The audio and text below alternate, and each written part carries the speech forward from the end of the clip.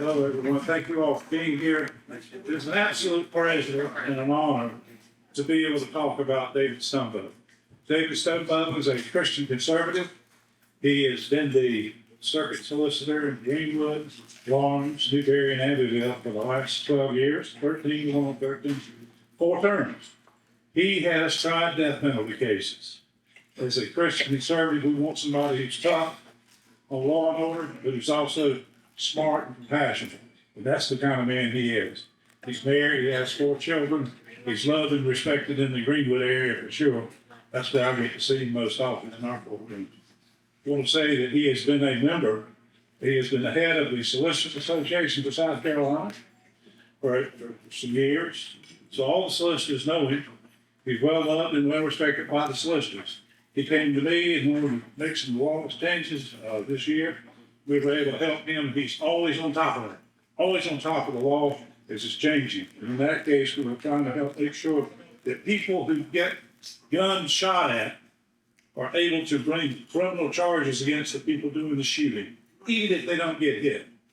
So we were able to get some of that legislation prepared, and we're moving forward. He's ahead of the curve. He's going to be potentially running for Attorney General.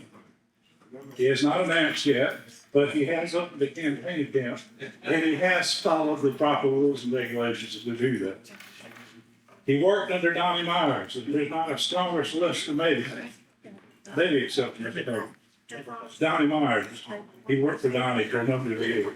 He also worked for Henry McMaster. He was also working for him very early on. And he was working for children, as I would call it, predator. One of the first solicitors to work on that issue. Also, under Alan Wilson, he also came in and worked for Alan. He was chair or head of the prosecuting under the grand jury system.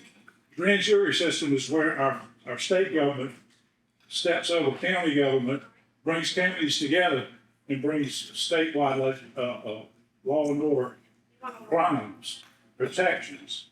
And he led that as well. So it's a great honor for me to be able to introduce David Stumbo. Thank you, David.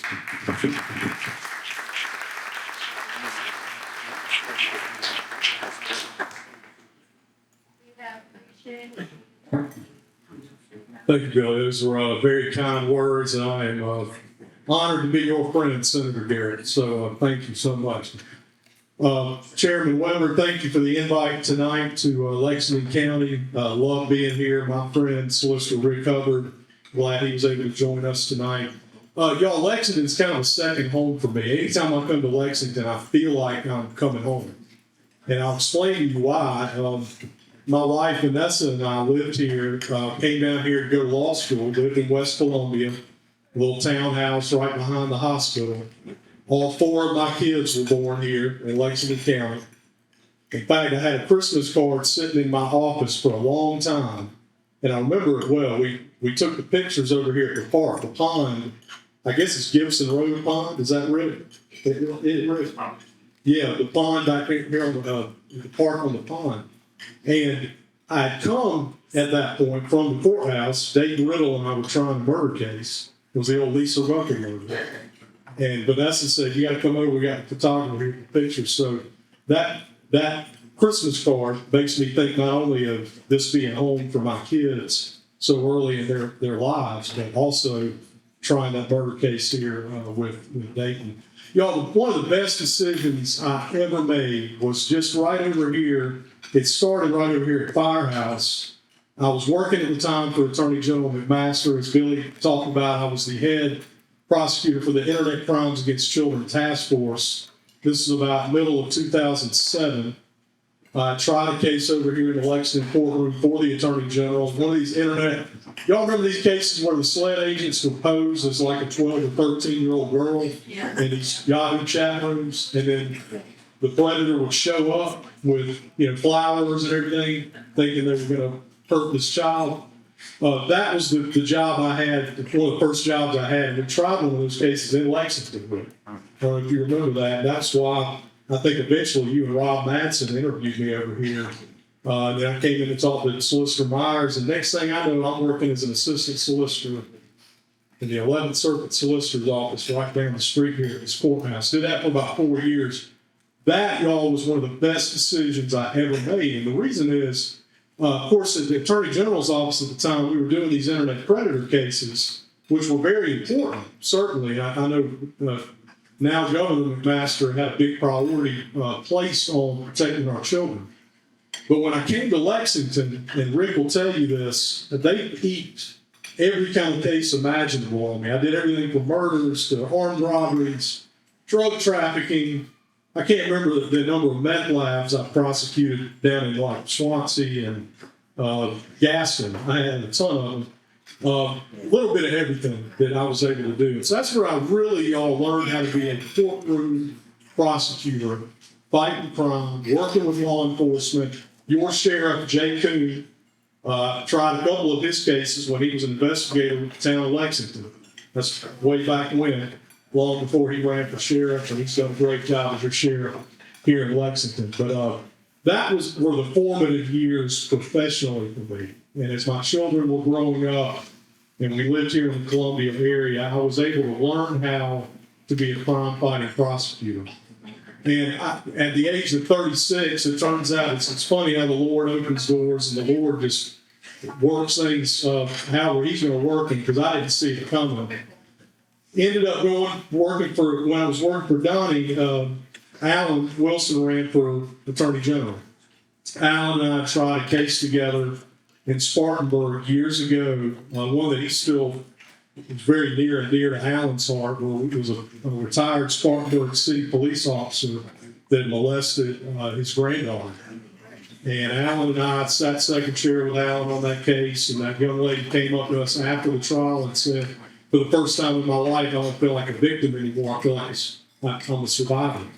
And Alan has told that story a lot. I was able to sit there with Alan in that case. That's where we got to know each other before I went to work for Donnie. So when Alan gets elected as our Attorney General, I can't believe it's been 15 years ago. Time flies when you're having fun. But Alan was elected Attorney General in 2010. He asked me to come. There's very few things that would have taken me away from working for Solicitor Myers and Solicitor Hubbard here in Lexington. But Alan asked me if I'd come over and help supervise the state grand jury for him in his beginning. So when he was sworn in, that was my first day on the job at the Attorney General's office for my second tour of duty under Attorney General Wilson. We did a lot of major drug cases at the time. We had public corruption cases. We had a number of different things in the state grand jury. But again, that was part of my education. I thought I'd be at the Attorney General's office helping run the state grand jury with Creighton Waters, who's another very dear friend of mine for many years. Out of the blue, 2 sheriffs in the 8th Circuit, and I grew up in Greenwood. So called me up and said, our solicitor here isn't trying any cases. The morale of law enforcement in the 8th Circuit, particularly in Greenwood, was very low. You had these guys making cases out on the streets, making arrests, and they didn't feel like that they were getting that proper level of support in the solicitor's office in Greenwood at the time. And so I was 36 years old at the time, or I was actually 35, almost 36. They asked me if I'd consider moving home and running for 8th Circuit Solicitor. At the time, I thought, well, I said, well, let me go home and talk to my wife about it, but it's, we'll see. But I was thinking, that's crazy. The timing's not right for that right now. Well, I go home, and my wife is probably the least risk, she's probably the most risk-averse person you've ever met, my wife, Vanessa. I wish she was here tonight so y'all could meet her, lovely lady. But Vanessa, as we prayed about it, said, David, I believe this is what God's calling you to do, to run for solicitor. And it's crazy. We're going to have to take our 4 kids and move back home. You're leaving a good job with Attorney General Wilson. But we really believed that if God was for us, then who could stand against us, right? And so that was the decision we made. I had to leave the Attorney General's office and that good job that I had there, the job that I loved, to go do what we felt like God was calling us to do. So John McCready, who's a dear friend of Senator Garrett and mine from Greenwood. Representative McCready, who's one of the finest men I know, not just finest lawyers and finest representatives I know, one of the finest people I know is Representative McCready. He was gracious enough to offer me a job at his law firm in Greenwood. This was long before he was a state representative, but he had known me since I was in high school. And so he said, Dave, why don't you come work with us, and this will be a good spot for you to work while you run for solicitor. God opened that door. He opened a place for us to live. We moved home, and it was a whirlwind campaign. We ended up winning that race against an incumbent solicitor in the 8th Circuit. I know how difficult it is to run against an incumbent solicitor or sheriff. Now, I don't think I was probably too young and dumb at the time to realize that. But it worked out. We won that race by about 58% of the vote in a Republican primary against an incumbent. And the reason I won that race, y'all, is not because I'm some great guy. It's because law enforcement believed in us. They knew my experience in the courtroom, and they knew that I would be a guy that would come in and try cases. And so that was the decision we made. God made that decision for us. We won that race. That was 13 years ago. I'm still the 8th Circuit Solicitor today. It has been one of the honors of my life to serve as a Circuit Solicitor, following in the footsteps of great men like Solicitor Myers, who we came up under, and many others. But at the end of the day, one of the things that I knew that we had to do from the very beginning was follow through with our campaign promises. And the first year I was in office, Rick, I tried 13 cases myself to a jury verdict, which I've not reached that pace since then. A lot of murder cases, child sex abuse, drug trafficking. We did a little bit of everything. But I knew that we had to set a new tone in the 8th Circuit and make sure that law enforcement believed in the guy that was in that solicitor's office. That's very important. And it's one of the things that motivated me to run in the first place for solicitors. I knew when law enforcement and the solicitor's office are on opposite sides and they're fighting with each other, which is what was happening in the 8th Circuit, guess who loses there? Not the sheriff or the solicitor. You lose. And it's one of the reasons why, I know Rick has a great relationship with Sheriff Coons, the solicitor's office, and your law enforcement agencies are very close. That's critical, y'all, to keeping our families safe in our communities, is making sure law enforcement solicitors are working very closely together. So that's my professional background. I'm very proud of my office and what we've built today. We started with a lot of young prosecutors. One of my first hires was Micah Black. Micah, right out of law school, came to work for me in my office. He ended up running our Abbeville operation as my deputy solicitor. And last year he ran for 10th Circuit Solicitor up in Anderson and Oconee counties and won that race. And he won it because he was the right guy for the job. Micah had trained up in our office, tried everything under the sun, had managed the docket, had the full support of the sheriff of Abbeville, the sheriff of Anderson, and the sheriff of Oconee counties. And I think that's important. You look at law enforcement type jobs, when you have the support, prosecutors have the support of law enforcement, that means something. And that's why Micah was able to win that race, and he's off to a great start in the 10th Circuit. What I'm going to try to do is, I'm going to leave. I've already been talking a long time here, Mark. I told you I wanted to leave some time for questions. But I'm going to talk a little bit about just some of the crime issues we're seeing now. And then I'm going to talk a little bit about policy, and then hopefully have a little bit of time for questions. Crime issues we're seeing now. Y'all heard all about fentanyl. Fentanyl has been a major problem in all of our communities, and one of the reasons is the border was so porous for 4 years under the Biden administration. Fentanyl was so easy and cheap to get. In fact, what we found a couple of years ago was a single fentanyl pill, blue pill, was selling for $2 a pill on the streets of Greenwood. And that is, that one pill was a lot of times killing people because these guys were pressing pills in their basement. So we decided to start attacking the problem in the 8th Circuit, and fortunately we got a new president that was sworn in January and decided to do something about the border. And that same $2 pill a couple of years ago in Greenwood now sells for about $8 a pill. is what my narcotics guys are finding through their investigations. That means we're making a dent, guys, and I think the war is certainly far from over on the fentanyl front, but we're attacking that issue because that stuff is taking out our next generation. We can't tell you how many kids will think they're taking some other kind of pill that they get, and it's probably touched a lot of people in this room. So we're going to attack the fentanyl problem. We're going to continue to fight gang violence and gun violence that we're seeing. A lot of these gun crimes that we've seen, they're all over the place. But we had a big problem in Greenwood with these local gangs. And probably 90% of our attempted murder cases were these local gangs shooting back and forth at each other. One of the things that makes that hard for law enforcement and prosecutors is most of the time these things happen, nobody wants to talk. And I know Solicitor Hubbard had a situation that spilled over into the mall, the Columbiana Mall, that he handled last year and did a fantastic job on that. I followed that solicitor.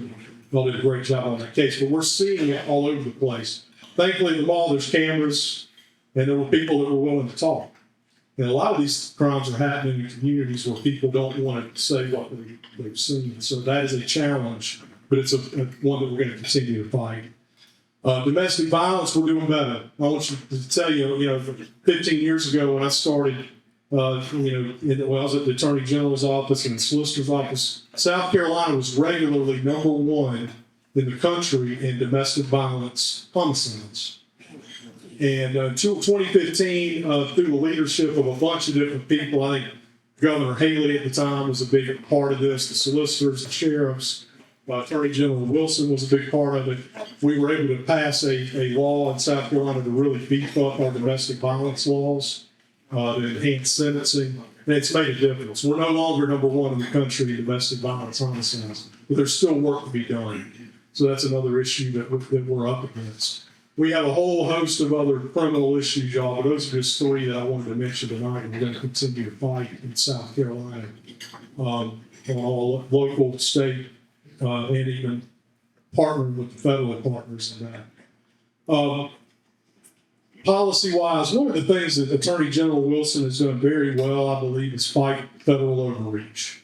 If you follow Attorney General Wilson's office, they are consistently partnering with Republican AGs across the country to make sure that there's litigation especially when there's a bad administration in Washington trying to overreach in a whole number of issues. They're fighting the good fight on election integrity laws.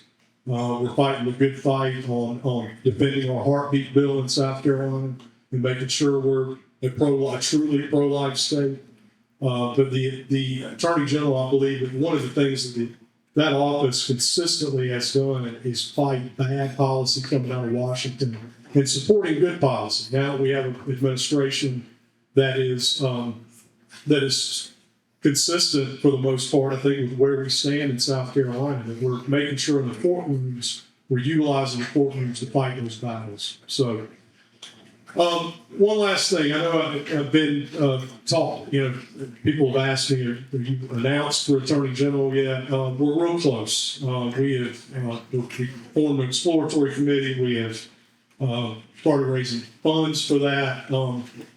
That is another effort, y'all, that is bathed in prayer with my wife and I. We've talked to a lot of people and tried to seek good counsel on it. I believe that my career has prepared me for that job, not only as over 2 decades as a prosecutor in this state, and as a leader in the criminal justice system, running an executive agency for the last 13 years. But also I've been a Republican and a conservative Republican my entire life. I've talked about this, y'all.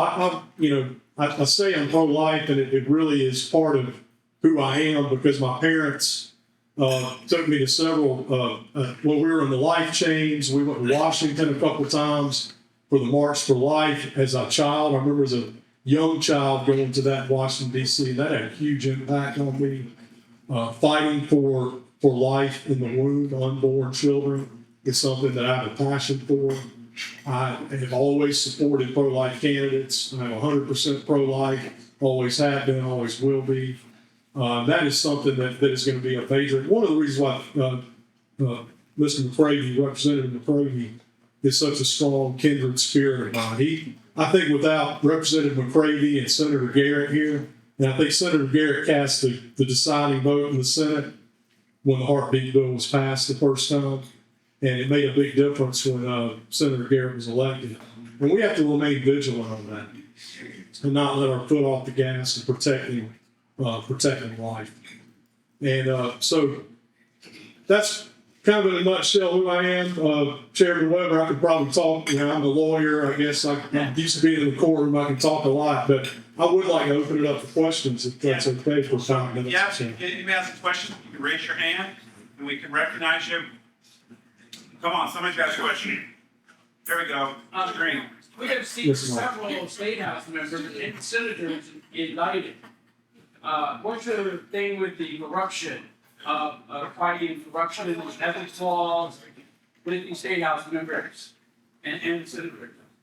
Well, absolutely. I mean, I think that's something that right now, if you look at the record of the state grand jury, they're prosecuting a lot of cases, not just in the state house. They have public corruption cases all over the state. But the bottom line is this: when there is evidence that a crime has been committed, it needs to be prosecuted.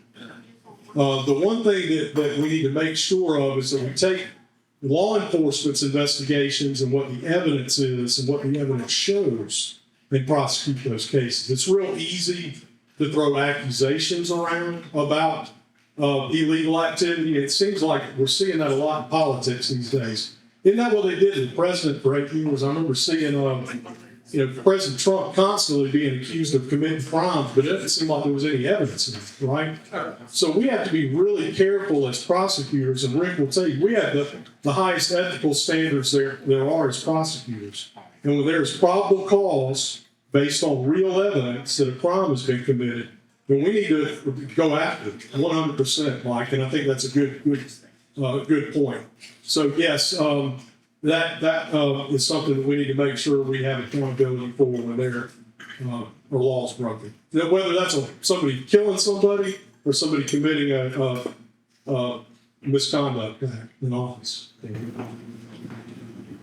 Any other question? We'll slip. Oh, here we go. We're live. Okay. All right. Hi. Hi. Had somebody contact me last month about a young person that's only 14 years old who suicidal over their sex worship somebody in our own state and in a neighboring county. They tried to report this, and the police told them because it didn't occur online to go to another jurisdiction.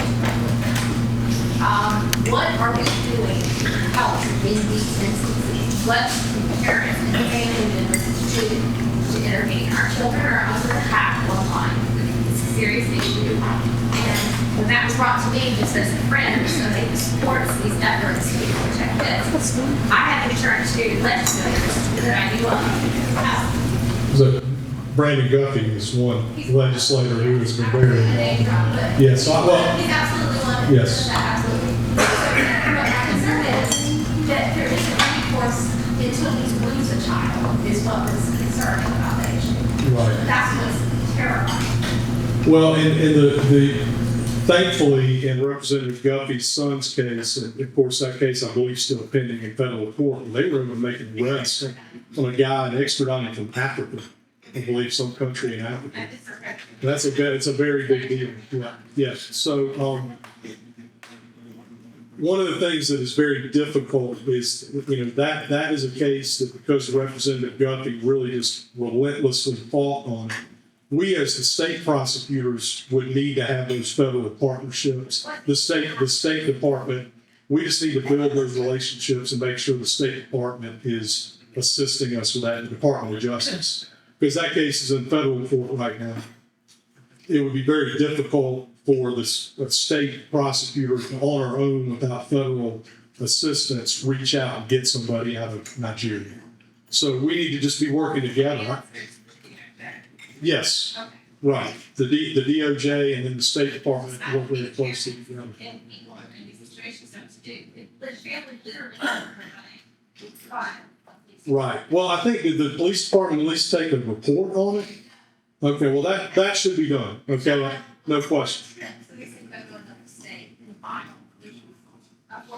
Well, I think what the local department needs to do is take a report and then reach out to that jurisdiction. If it didn't occur in their jurisdiction, what I would advise them as a prosecutor to do is go ahead and take a report, document everything you can here in Lexington, and then reach out to whatever jurisdiction that the crime may be prosecutable in, and get that sheriff's department or city police department where it is to work together.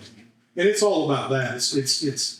It's real easy to say, not my problem, you know, and I've seen that happen throughout my career where people have just kind of dropped the ball and said, well, I know that I can do about it, so I'm not going to do anything. Taking a report and getting the jurisdiction that can help with that, and then partnering with maybe a federal entity could be very helpful. We need the resources, is why. Yes, absolutely. Like one or two child children in every classroom. Right. Yeah. And what happened to Representative Guthrie's son is absolutely heartbreaking. Yeah. Thank you for bringing that up. One more quick question? What do you think is the best way to deal with local jurisdictions like Colombia passing unconstitutional bans like the 2021 ban on conversion therapy, which de facto ended up interfering with mental health professionals doing their job? And Alan Wilson did a superb job at that. What would be your... Yes, I would do it. My position will be exactly what A.G. Wilson did. When we find that there's blatantly unconstitutional local ordinances being passed, we need to make sure we file actions in court to have them vacated. Thank you. Yeah, okay. Thank you, Mark. Thank y'all for having me tonight. I appreciate y'all's hospitality in Lexington.